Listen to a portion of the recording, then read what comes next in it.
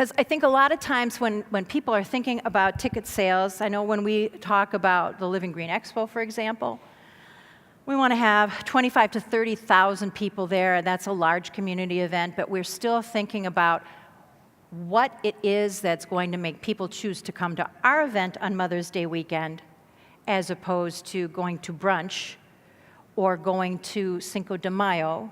Okay, or my going name to some is other. Tom Bodoff. I am a senior vice president with Big Event Productions.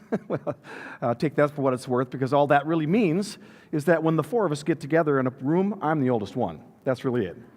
Okay, I come from a theater background. I moved to Minneapolis back in the early 80s and got involved in the local theater scene and did show after show after show after show for 10 years. That led to a career working for a company out of New York City, producing and traveling around the country with budget, national theater touring productions. Basically, we'll talk about how to spend it. And so I'm going to give you some ideas on things you might be able to save save money and budget. First of all, choose floral that is in season if you can.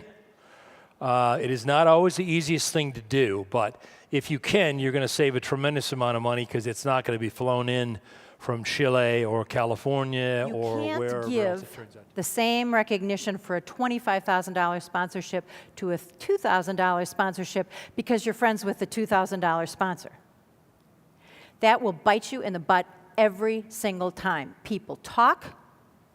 It has to be equitable, and you have to be people understand this too. They don't expect special deals. Where you can get special deals and sponsorships is if you are offering a multi-year early days of package. Being in sales and starting with Richfield, I had the fortune of meeting with a very dressed-to-the-nine lady.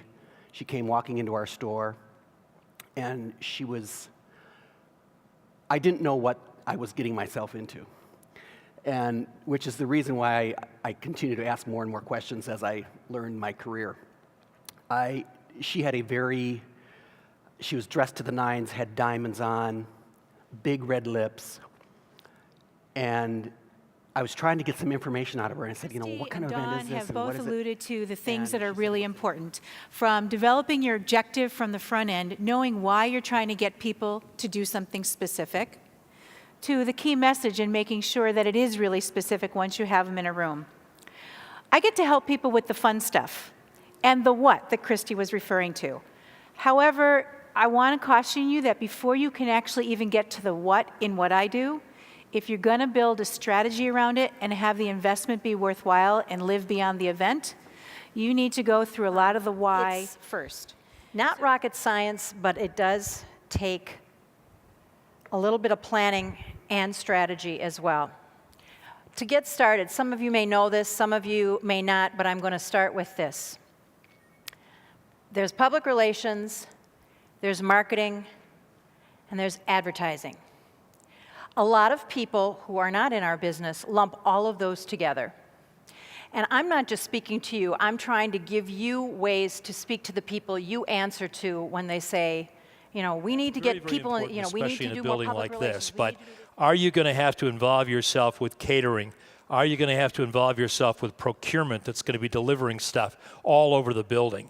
I want to make sure that you're well aware of who you're going to be tangling with as far as the route is concerned. Is the dock, I know you think this is rather picky, but is your dock equipped with a self-leveling loading system? And believe me, if you've ever driven a 24-foot truck up to a ramp, us keep our minds flowing. I also don't like to go to events where I don't feel like I'm coming away with something productive and something that's going to be applicable to my job and my everyday business. So with that, we're going to do some messaging around events that your organization might have. So want to make this actionable, interactive, and you'll have to deal with my ADD self, so I apologize for that. First thing I want to talk about is really your audience and your message. We talked about not everyone's going to... What makes you so special? Really define that. And that goes to your key messaging. Go back to your key messaging and create the language, the elevator speech, that 30 seconds that says, in an instant, what makes you different and worthy of time and investment. Clearly define your specific target audience, and that's everything: age, gender, lifestyle, economics, education, everything. Understand. We, at the Living Green Expo, we have for 9 years.